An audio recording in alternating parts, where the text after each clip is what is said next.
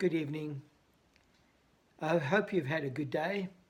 Mine was quite eventful, but let's get straight into word study tonight. I want to go to Daniel chapter 2, and I want to just remind you where we finished off with the wise man turning to the king and understanding that the king is urgent and that unless they answer the king and give him his dream and tell him what he dreamed, the wise men are going to be put to death. But I want you to notice how they approach him. And I'm going to start from verse 10 on. The astrologers, this is after they heard that they were going to be put to death. The astrologers answered the king, "There is no man on earth who can do what the king asked. No king, however great and mighty, has ever asked such a thing of any magician or enchanter or astrologer. What the king asks is too difficult.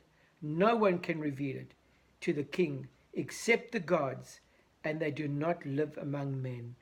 Isn't that amazing? They start off by saying what the king asks is too difficult. No man can do it. Then they say no king has ever asked such a thing of magicians and astrologers, etc.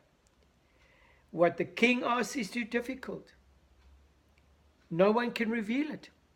That's their conclusion. This made the king so angry and furious. And we go on to read that he orders that all the wise men in Babylon are to be put to death. Now I want you to notice the person who was in charge of the king's army was Arioch. And he goes out to do what the king says.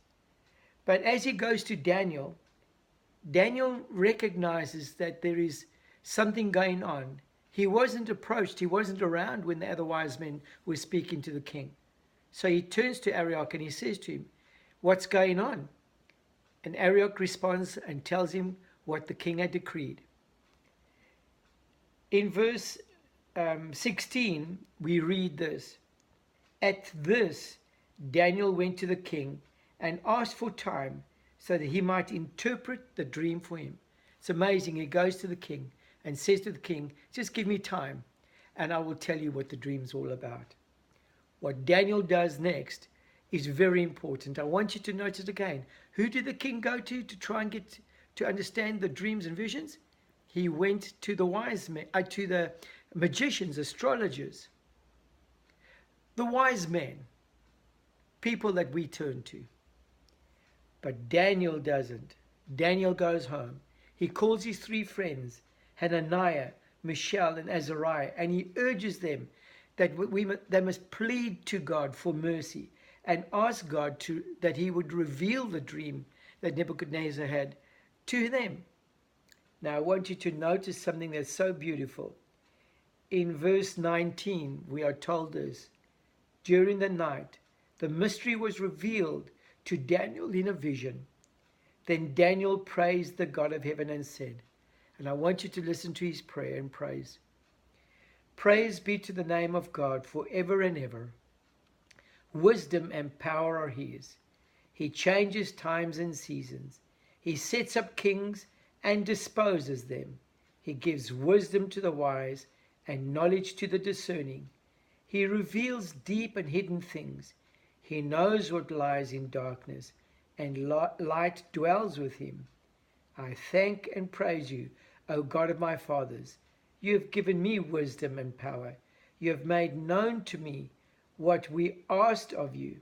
You have made known to us the dream of the king." Isn't that incredible? In a dream, God answers Daniel's request. I want you to notice that the Bible teaches me that the prayer of a righteous man availeth much in God's sight. And God hears his prayer. And I want you to notice there's some hints here in the praise of Daniel. He says, first of all, that to God wisdom and power belongs. He says next that God changes times and seasons.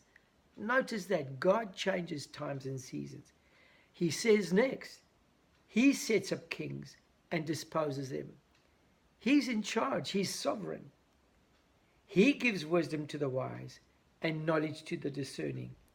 He is the only one who can see the deep and hidden things that lie in darkness.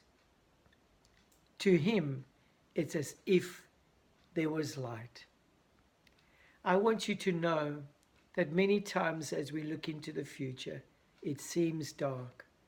But when you go into God's presence, you walk into light.